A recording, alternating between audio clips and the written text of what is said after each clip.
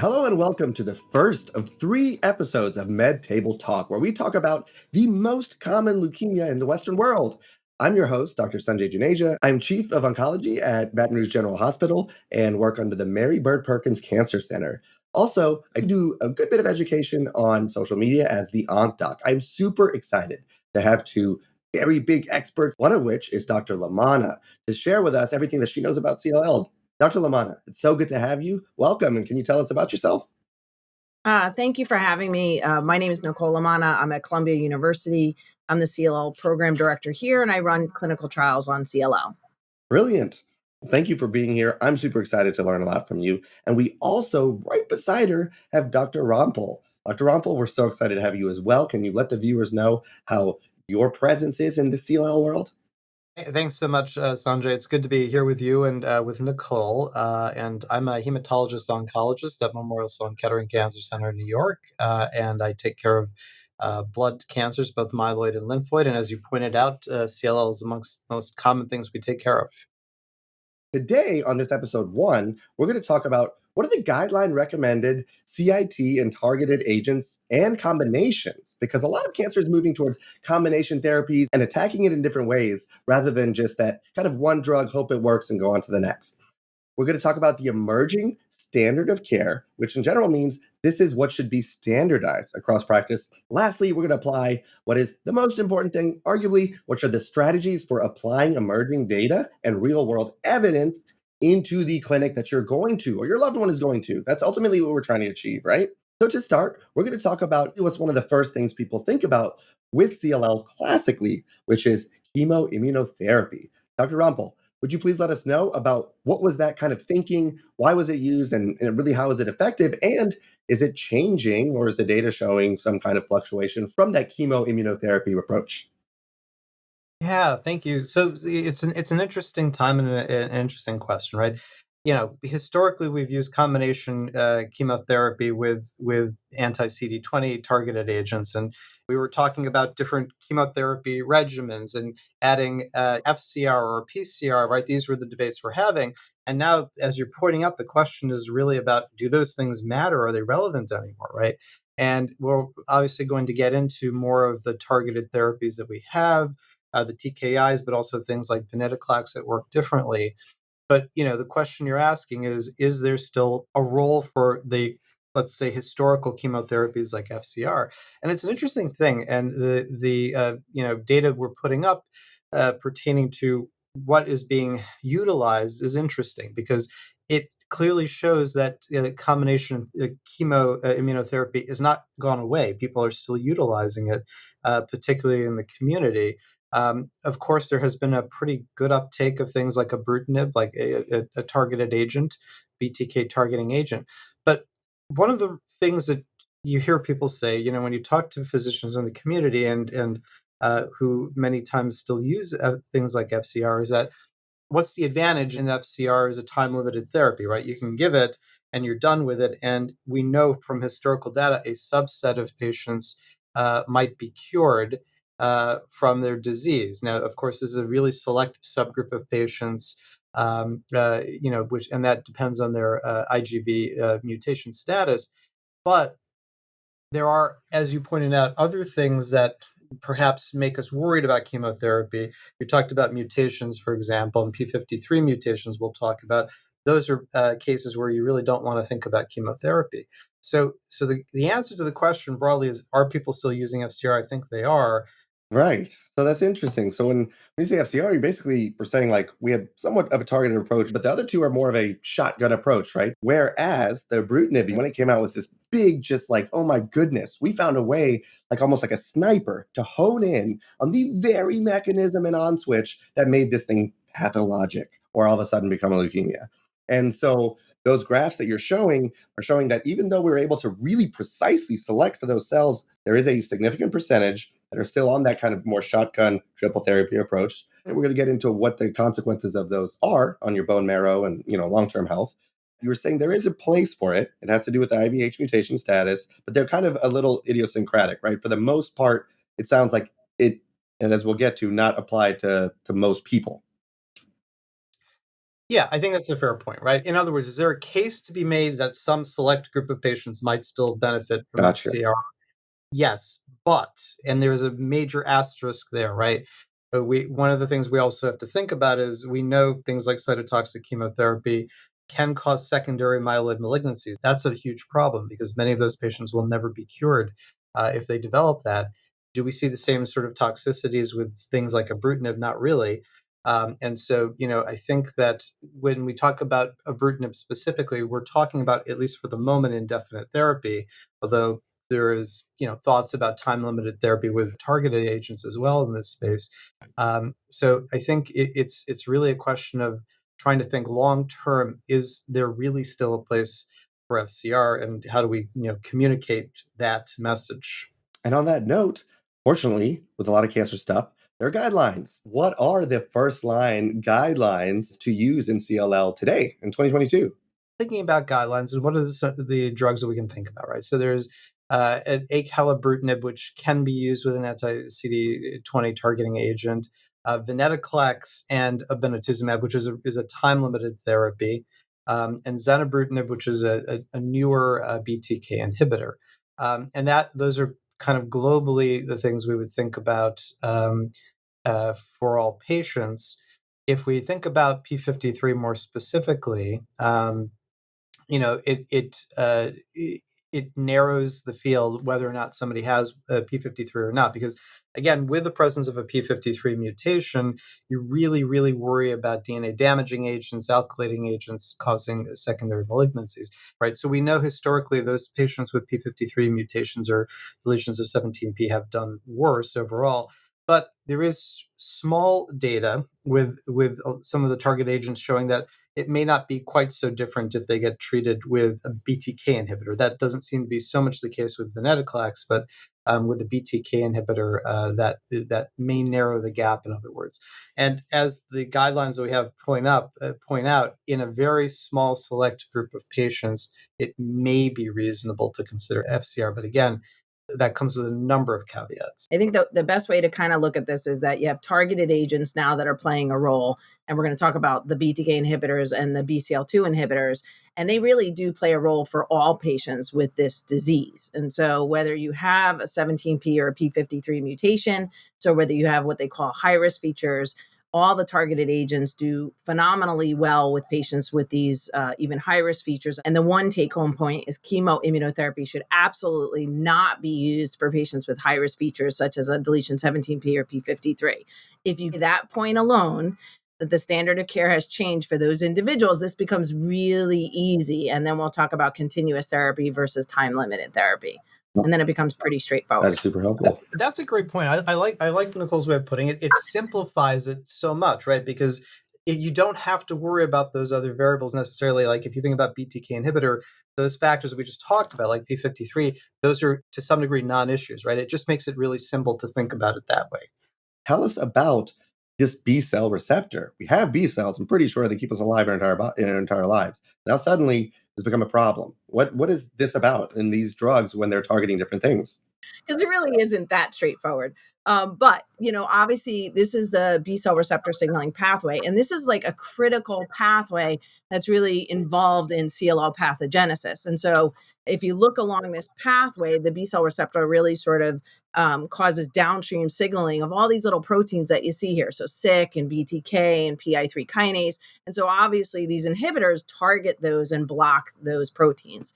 And so that's where the BTK inhibitors and obviously we could talk about PI3 kinase inhibitors, although those are not approved in frontline, but any of those sort of inhibitors would help target the pathway and obviously help these cells to die. BCL2 inhibitors are a little different. This is an anti-apoptotic protein that is overexpressed on CLL cells. And so having a BCL2 inhibitor on venetoclax obviously causes cell death. And so that's where, in a basic nutshell, these are more targeted approaches, as you, Sanjay, alluded to earlier, with chemotherapy, kind of some of the drugs like fludarabine and cyclophosphamide and bendamustine sort of being a little bit more nondescript in DNA damaging. These are more targeted approaches, and there's a lot less of the potential side effects that we saw with DNA damaging agents And certainly the benefit of some of these is, despite the fact that they're so effective, these are pills. So that's also very different from what we were dealing with intravenous chemotherapy. No doubt. I was always taught throughout my training is like when ibrutinib came on board, some people were very happy because they believed in the mechanism. What is it that made this so unique, and why was it such a game changer?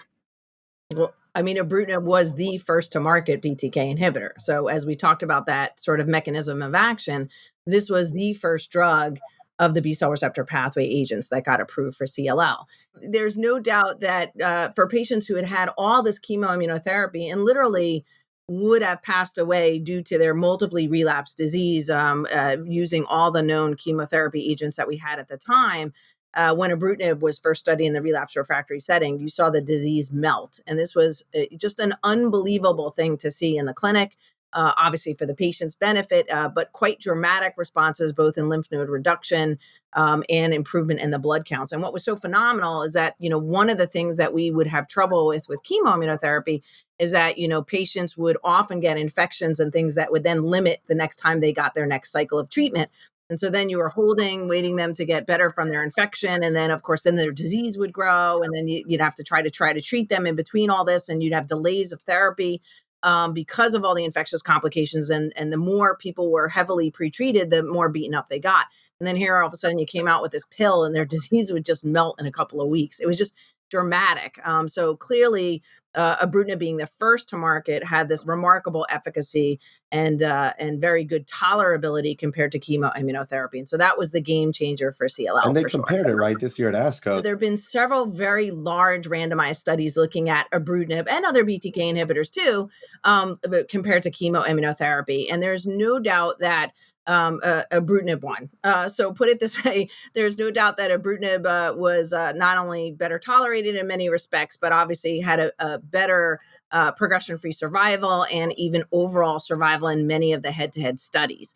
And so this has been a shift. And actually, some of the initial data that Rajeet was talking about with chemoimmunotherapy like FCR still being applicable to, let's say, the favorable risk CLL patients who are young and fit, that initially some of that data for the mutated patients looked like FCR still might be okay and applicable, but now even updated data for longer term follow-up of these head-to-head studies have now shown that even in the most favorable CLL patient, that ibrutinib does better than FCR. This has really solidified the fact that we're trying to move more and more away from chemoimmunotherapy for these targeted therapies like ibrutinib. One other point with respect to how these trials were done, right?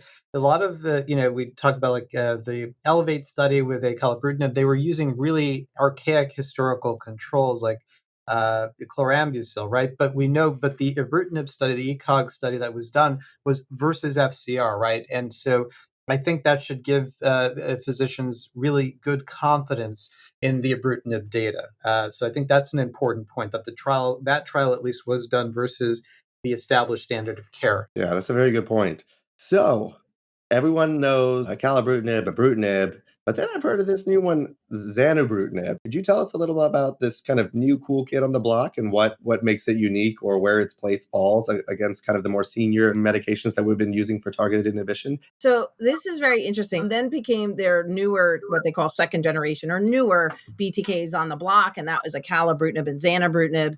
We don't think they're different. I'll make a caveat though, that we would normally say that these are what they call covalent BTK inhibitors and similar in mechanism. What has been shown though is that these newer BTK inhibitors potentially have less side effects than ibrutinib does. And in particular, we're talking about some cardiac toxicity with atrial fibrillation and some cardiac arrhythmias, and there are others. So there have been some head-to-head trials of ibrutinib and acalabrutinib, and actually ibrutinib and zanubrutinib, showing that some of the toxicities seem to be better with these newer kids on the block like acala and zanu. Now, zanu has not yet been officially approved for CLL. It's approved in other diseases, including mantle cell lymphoma, Waldenstrom's, and marginal zone. We expect that it will be approved because we have a lot of phase 3 studies with zanubrutinib as well. Now, interestingly enough, with zanubrutinib, the head-to-head data there is a little bit of a difference in the PFS early on. And so most of us went, is this going to be really true? Because the head-to-head with ibrutinib and acala, no difference in efficacy, just in some side effects. But there actually was a little bit of a difference between the PFS. There'll be an update this year at the ASH meeting to go over this even more, which will probably confirm that there actually is a little bit of a difference in the PFS with zanubrutinib as opposed to ibrutinib. And I guess we're going to have to figure out why that actually might be. Because we would not normally expect any difference in the efficacy of these covalent BTK inhibitors. But the newer kids on the block are getting a lot more play because of the side effect issues. And I think that's where you're going to see that many individuals might be, if they're otherwise on ibrutinib doing great, they'll be on ibrutinib. But if they're getting started on a new BTK inhibitor, I think you will see a lot more usage of these newer kids on the block. That is exciting stuff. Whereas CLL may have been something very difficult and scary before targeted therapies and even, immunotherapies, now really the question more so becomes like, how long can I just live with this? Can I go to that decade or further? And that is a very privileged place, thanks to science and research and trials, that we are in. How long have I gone without having even a progression? And there's a few popular ones that we show on the slide here. A couple of takeaways, right? We'll know more as we know more, right? Meaning that time is a continuous axis, and we'll gather more information as we go along. We know that people do fail BTK inhibitors, right? And we have at least some understanding mechanistically of why that is, mutations in the tyrosine kinase itself.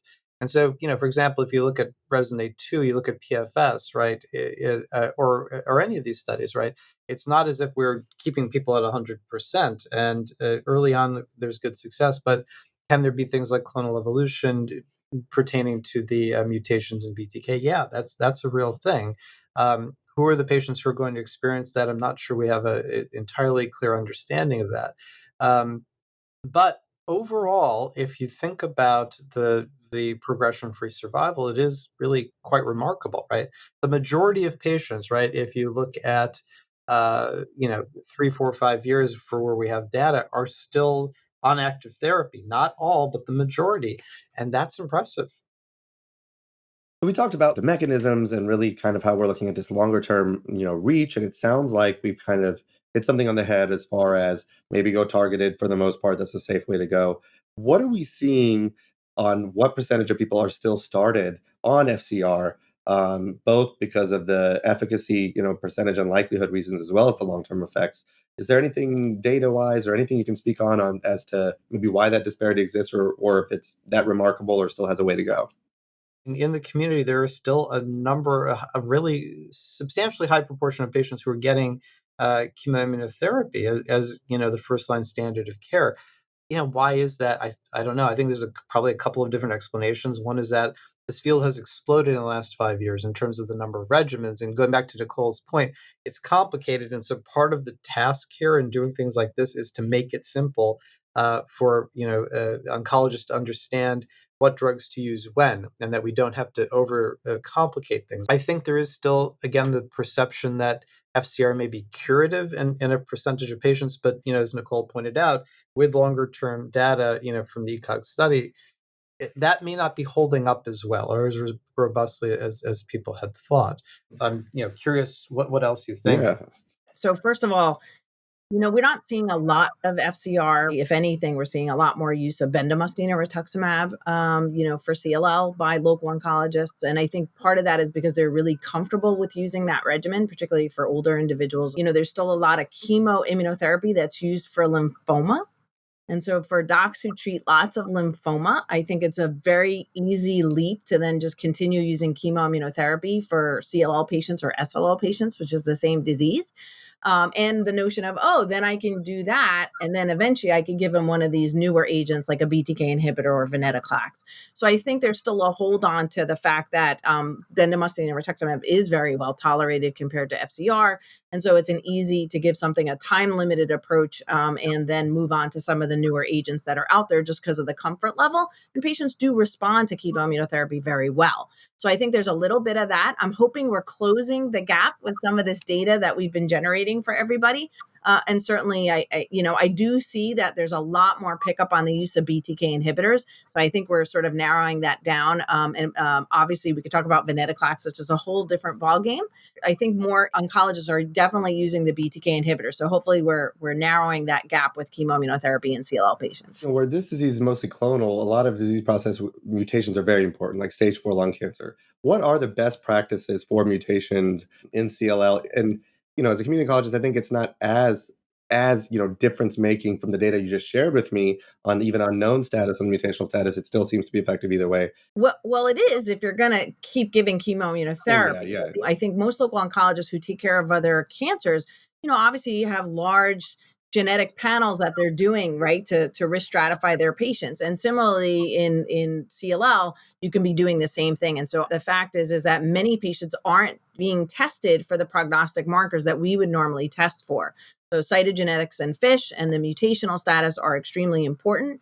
One would argue that if you're giving a novel agent, Right. then it doesn't matter. But for sure, if you're thinking about giving chemoimmunotherapy Right. and you're not testing for these abnormalities, that would be, to me, That's why it's super important to justify, right, why you're exactly. deviating from the preferred. Because if you have a high risk feature or you're unmutated, which is less favorable as well, we wouldn't be using chemoimmunotherapy in those individuals. And so that would be really not standard of care anymore. And so I think that it's a simple enough test if we can educate enough of everybody to make sure patients and physicians to make sure they have these tests done, then you can help guide therapy and better the treatment outcome for patients with CLL. And with that said, what I think hopefully what upsets anybody is when you see a disparity, not just like uniformly in community practice, but when you break down, race or ethnicity, what those numbers look like. And then you look at these graphs and you see that red is chemoimmunotherapy. You saw the graphs that were there previously. And then you say, oh, what is this cohort? And it's Black patients. That is the modifier to make these, graphs different. It's something that, I'm sure all of us agree is hard to justify. For sure. I mean, look, there's differences as we know, right? And when we think about the disparities, what we see, and again, this is not just CLL, this is across healthcare, right, and across cancer. Mhm. Our African American patients are often presenting with more advanced disease, and that may very well reflect access to healthcare, right? And that we know that's an issue. So I think that's an important part of all of this. And the other thing is that if you think about this from the clinical trials perspective, right, it's not a reach to think that patients who are in centers where they have access to clinical trials are going to have access to the most updated care. And for all across oncology, we know that African American patients are underrepresented in clinical trials. And a lot of that, I think, certainly stems from a justified mistrust of the healthcare system. So I think it's multiple things at play here, but it's a problem. We've got to think about it. Yeah, and we're going to talk about it, more in depth, and I hope everyone is equally as passionate to fix immediately. And that's going to be in episode 2. Now, for my favorite part of the Med Table Talk series, we're so humbled to have both of you, and I can't wait to ask you this question, which is, in a perfect world, if you had one thing to change based on all the stuff that we discussed today, what would you like to see? Making sure that there's global access to these targeted agents. So we could talk at nauseum about all the clinical trials and what I'd like to see done in CLL, but you want to make sure that patients have easy access to these medications, that cost isn't an issue, and that there are multiple options for these patients, as we talk about the fact that A, these are wonderful drugs, but B, they're not necessarily curative. And so you need to have the potential access of more than one of these targeted agents during their lifetime with CLL. Brilliant. Dr. Rumpel, what you got?